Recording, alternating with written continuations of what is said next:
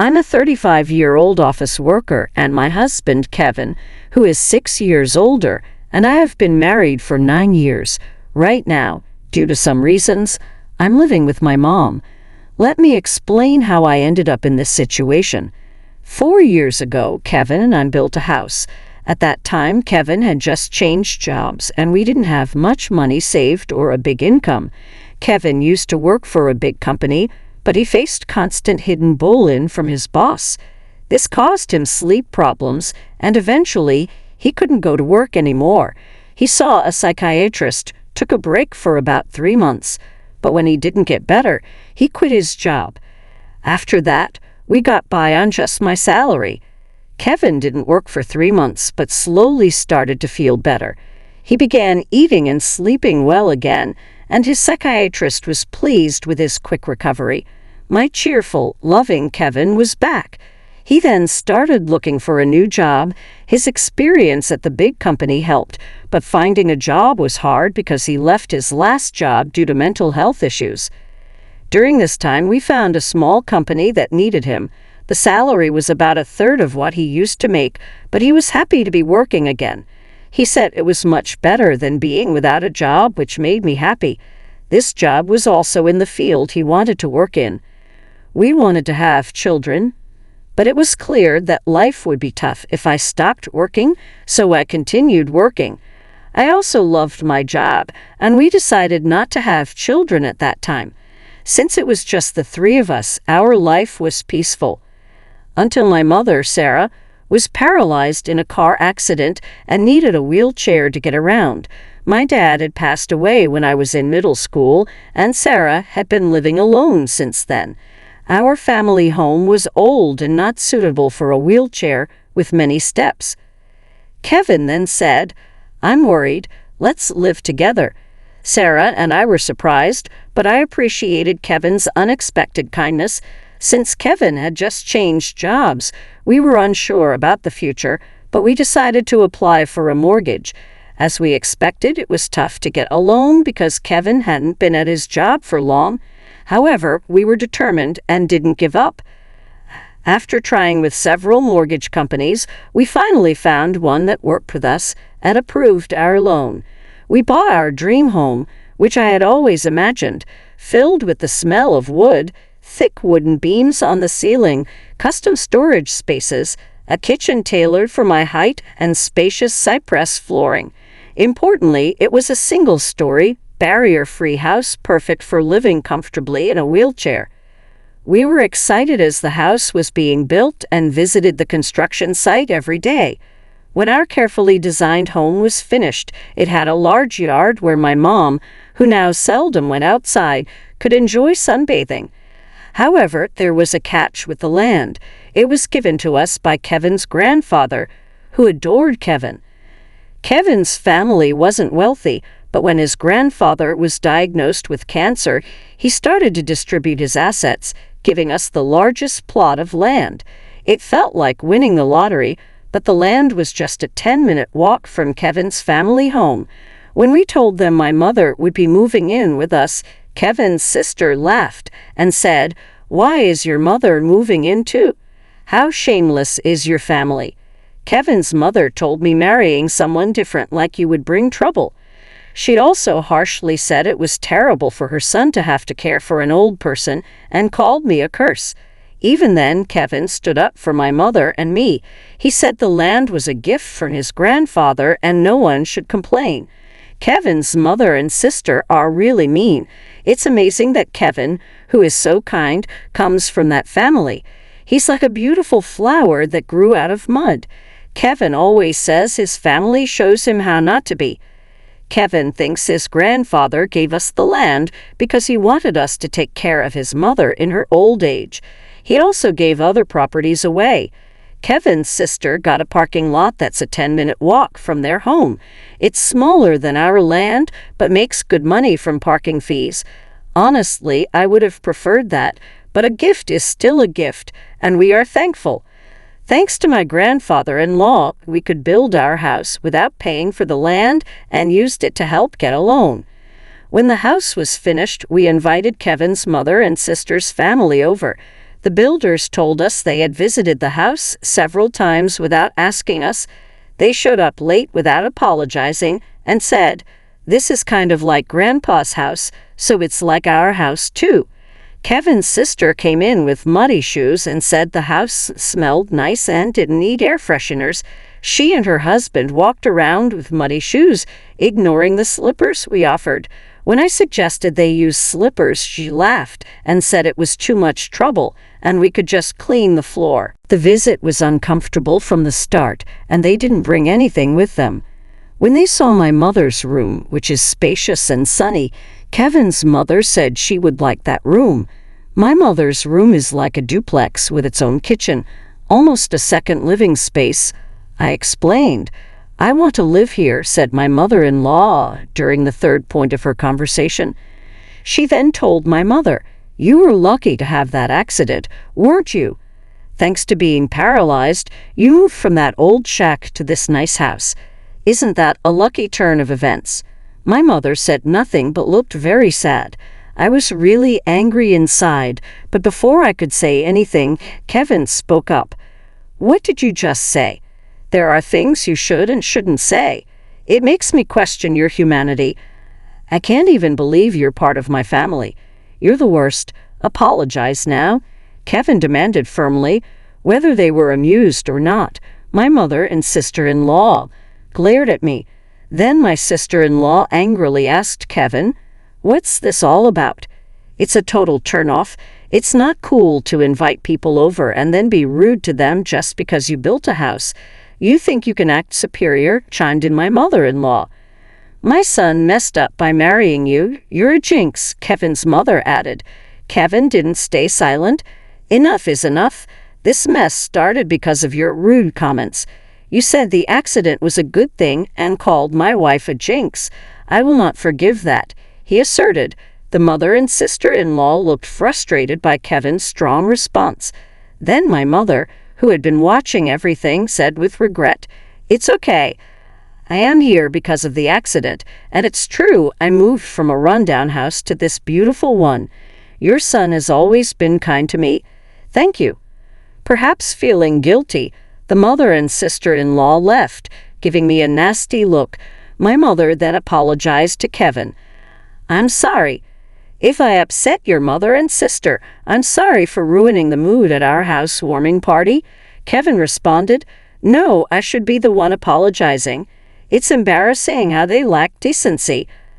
I'm really sorry, but I am happy to be living with you. Please understand that."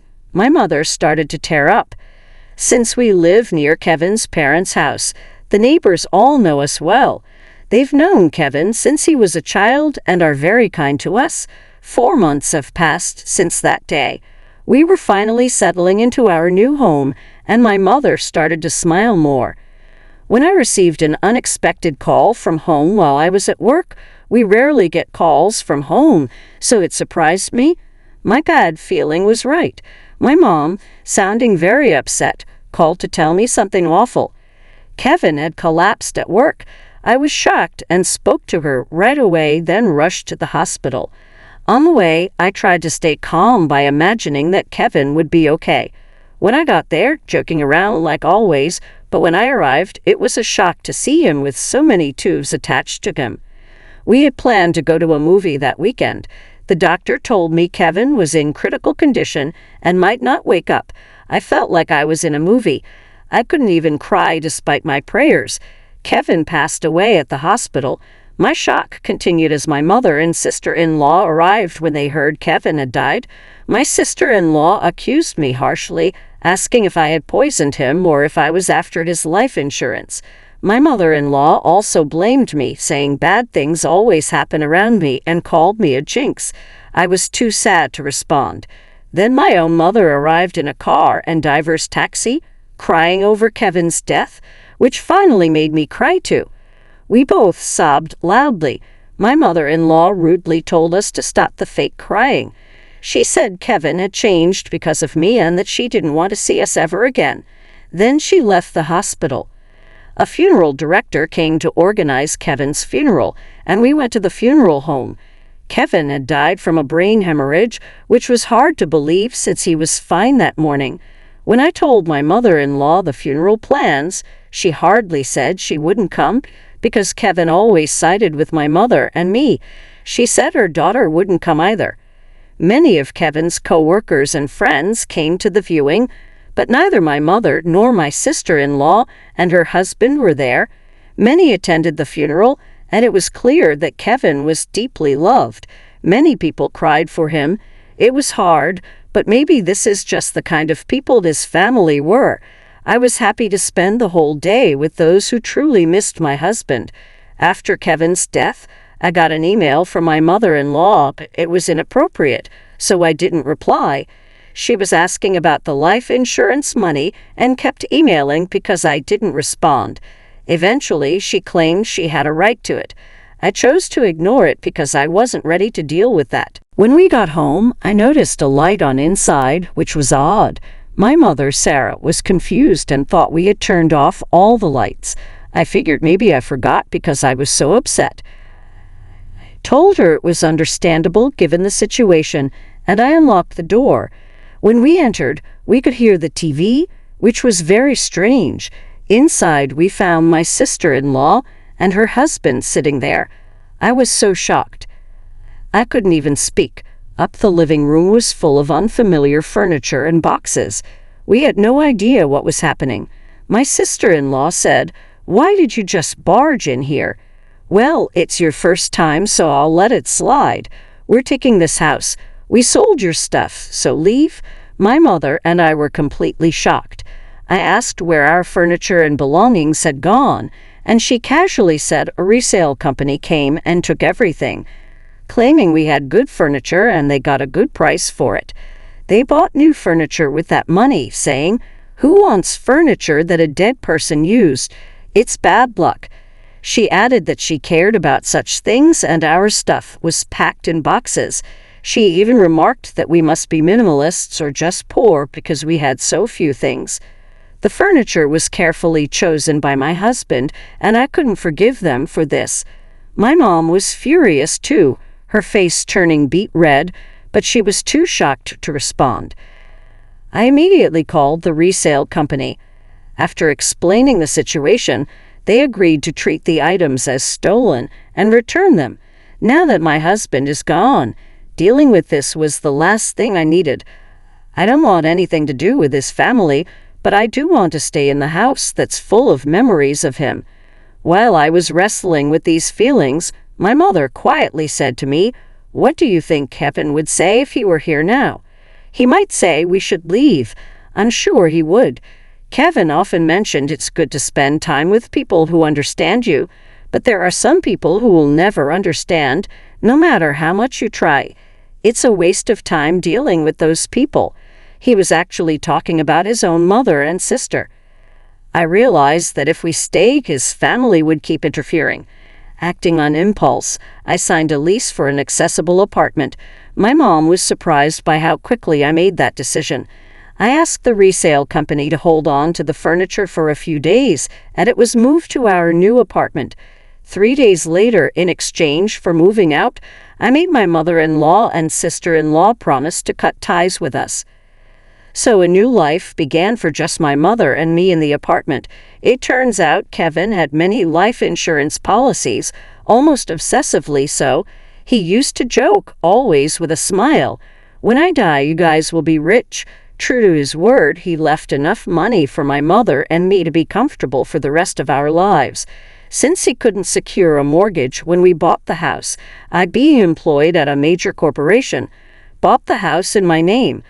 I made sure that even if something happened to Kevin first, I wasn't going to keep paying a mortgage for a house I wouldn't live in. According to our agreement, the house would be auctioned off if the mortgage wasn't paid for 4 months. Time flew by, and 4 months passed quickly. Then I started receiving a lot of calls from my sister-in-law Emily and my mother-in-law Maria. My call history was filled with their names, and it was getting scary, like something out of a horror movie. They were incredibly persistent, so I finally answered the phone. They were furious because the house was being sold. Apparently, when they tried to return to the house, They found out they couldn't get in because of a seizure notice. Emily and her husband had moved out of their apartment since Kevin passed away, and Emily had also quit her job. I suggested they move back into their parents' house since they were panicking about suddenly being homeless. Surprisingly, Maria had gotten so caught up in gambling that she couldn't keep up and had sold her own house. It turns out they had been living together for the past 5 months. I also heard that they sold their main source of income, a parking lot in front of the train station, a long time ago. Now Maria and Emily's family are completely homeless. When Maria said, "I'm sorry for everything. Let's get along. Can you lend me some money, please?" I replied, "I think it's best if you stay away since I'm a jinx. We're strangers now that we've severed ties." Maria was quiet after mumbling weakly. In my mind, I was thinking, who's the real bad luck charm here? Then, when I said I wouldn't lend them a single cent, Emily, who had been listening next to Maria, shouted, "You devil! Bring us the money right now." I am a devil and bad luck, so I'm going to hang up now, I replied and ended the call. In reality, I involved a lawyer for the past 5 months to push for the auction of the house. I thought it was an unusual case, but apparently it's not that uncommon. The house was sold without any major issues, giving our family a moment of peace. We plan to find a new home with the money Kevin left us. Since it's just my mother and me, we don't need a big house. We'd rather prioritize security as 2 women living together. So I chose a condominium with minimal noise disturbance. I remember something my husband always said when we built our home: people can get energy from the sun. So let's create a place where the mother-in-law can enjoy her hobby of reading in the garden without feeling self-conscious. With those words, he had made a spacious courtyard for her, so I looked for a condo with a large balcony where she could enjoy her coffee and read. It's smaller than our previous home, but the room is spacious enough to house the furniture my husband probably chose. The piece of land that was gifted to us by Kevin's grandfather was expansive, and the house sold for more than expected. With that money, we're moving forward. I recently bought a luxurious condominium with exceptional security features, a choice I'm sure would have comforted my always cautious husband, Kevin. The peace of mind that comes from living in such a secure place is invaluable, especially after the tumultuous experiences with my in-laws. Life has taken a dramatic turn since Kevin passed away. Amidst my grief, I've been dealing with the fallout from his family's actions, which frankly has been draining.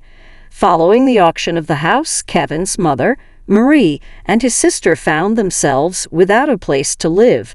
Despite their desperate attempts, including trying to borrow money from neighbors, they couldn't secure any financial assistance and ended up in public housing. Living in public housing, they continued their old habits, causing disturbances that have started to concern the community. For instance, they recently had a barbecue on their small balcony, an act that left many locals in disbelief. Given limited space and safety concerns, such thoughtlessness seems typical of them and reflects the disregard they've always shown for others' comfort. Moreover, their financial difficulties appear to have led to frequent loud arguments that disrupt the nightly peace, an auditory testament to their ongoing strife.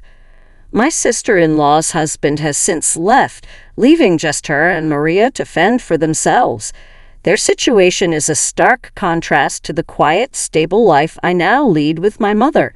We're both 2-person households, but while my home is a sanctuary, theirs is a source of constant conflict and unease. It's become so disruptive that neighbors are banding together, hoping to evict them to restore some semblance of peace. It's a harsh reminder that no matter where you go, being a nuisance can make you unwelcome. Reflecting on these events, I realize how the phrase, "what goes around, comes around," rings true. My goal is to live quietly and peacefully, distanced from the embarrassing turmoil associated with my former family. I believe Kevin watches over us, perhaps with mixed feelings about the chaos his family continues to perpetuate, in contrast to the tranquility he loved during his life. As I move forward, my focus is on living a life that causes no trouble to others. I want to honor Kevin's memory not just through words, but through actions. He always advocated for a life well lived, surrounded by people who bring joy and understanding, despite the unfortunate family dynamics he left behind. I'm committed to building a life filled with positivity and peace. The decision to buy this condominium wasn't just about finding a new home. It was about creating a haven where my mother and I could feel safe and secure. The quiet, the order, and the absence of drama allow us to enjoy each other's company and focus on the things that truly matter. It's smaller than our previous house, but every corner of this new space is cherished, every moment of silence savored. I've learned a lot about resilience and moving forward. The memories of Kevin, filled with love and laughter, inspire me every day. They remind me of the importance of living authentically and compassionately, ensuring that his spirit of kindness is carried forward. Living well is perhaps the best tribute I can offer to a man who gave so much and asked for so little in return. In this new chapter, amidst the serenity of our chosen sanctuary, I am determined to live not just for myself, but in a way that would make Kevin proud.